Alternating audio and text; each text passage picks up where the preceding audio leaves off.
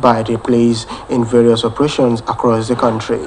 The IGP, represented by Deputy Inspector General of Police Finance and Administration, Mohammed Dan Malam, said the arms and ammunition includes 265 automated rifles, 145 pump-action guns, 1,909 locally fabricated pistols, and 1,500 locally made guns barrels, and 98 locally made double-barrel guns, among others.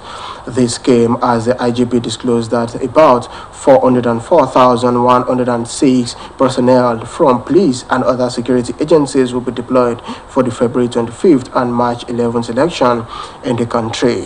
He explains that Nigerian police will deploy 310,973 personnel for election security operations. This comprises of conventional policemen, mobile policemen, special counter-terrorism unit, special forces, intelligence response team, and other sections of the police. As part of its efforts towards ensuring free, fair, and credible election, in the Nigerian Police Trust Fund has embarked on a week-long capacity building training ahead of the 2023 elections for 2,000 police personnel drawn from various police commands and formations across the nation.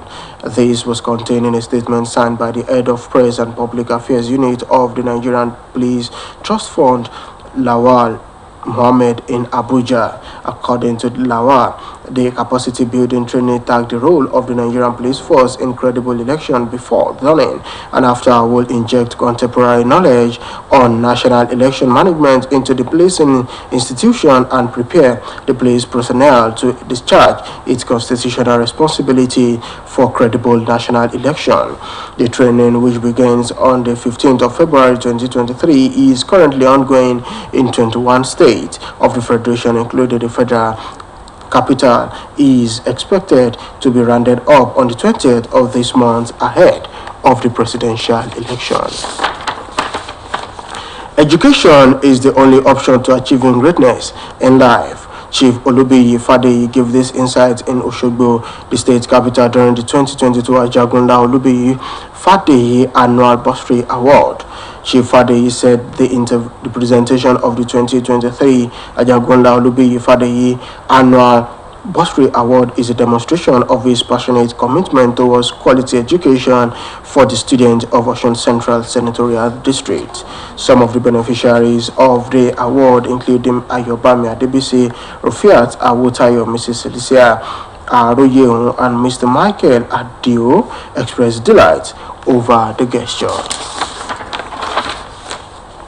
Honorable Adewale Adedoyin, representing Elisha West in the State House of Assembly, says he is poised towards sustaining the existing rapport with members of the National Union of Teachers in Osun State. Honorable Adedoyin gave the assurance in Atakumasa West local government area while commissioning the ultra-modern NUT house donated by him to members of the Nigerian Union of Teachers.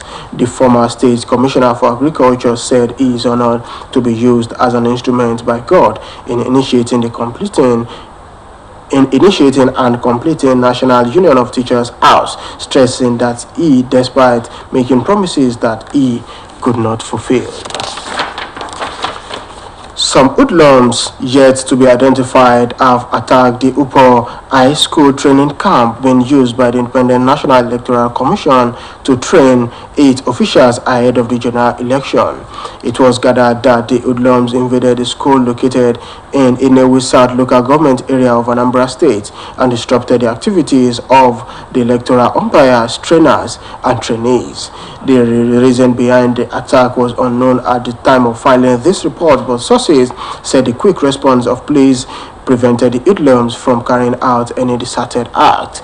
Although no lives was lost in the incidents, but left the students, the National Youth Service Corps and members and other officials in panic and fear. Attempts by hoodlums to cause violence uprising in Lagos over the scarcity were this morning dodged by the sporadic gun shooting from security operatives. Report says miscreants attacked commuters and motorists around the Mile 12 Ojota axis of the state. It was gathered that parents taking their kids to school and those going to work had to cancel their appointments as the hoodlums freely used dangerous weapons and took advantage of the chaos to rob victims, barricade the roads and made bonfires with tires, vandalized vehicles that refused to detour.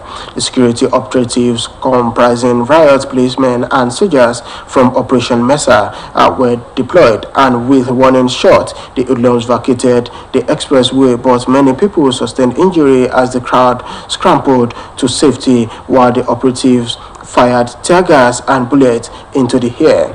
The gunshots were said to have stretched to Ikorodu and Ketu areas of the state to warn anyone open to foment trouble. Confirming the incident, spokesperson for the police command, SP Benjamin Inde, said calm had been returned to the affected areas. The National Agencies for Food and Drug Administration Control has destroyed fake and unwholesome regulated product worth more than 326 million naira in Lafia, Nasarawa State.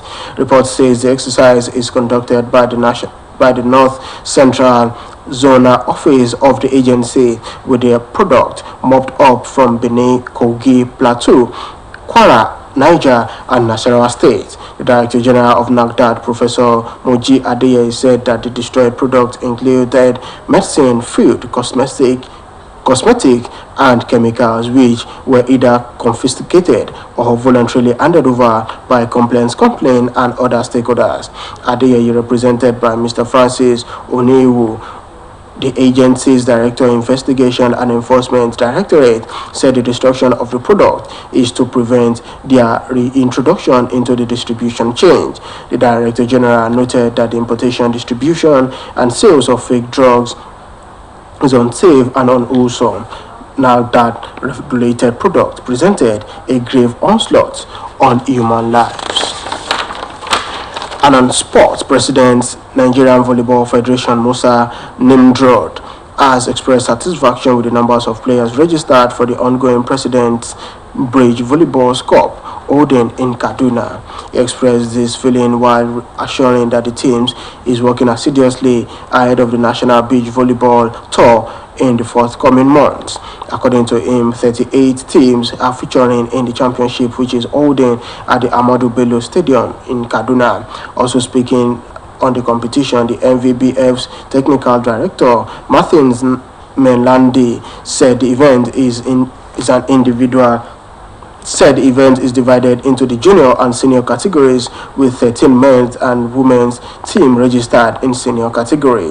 He said further that the MVBF is working hard to ensure players get enough playing time due to the numbers of international engagements they have this year. And on the foreign scene, Ukraine's President Volodymyr Zelensky has ruled out giving up on the country's territory in a potential peace deal with Russia.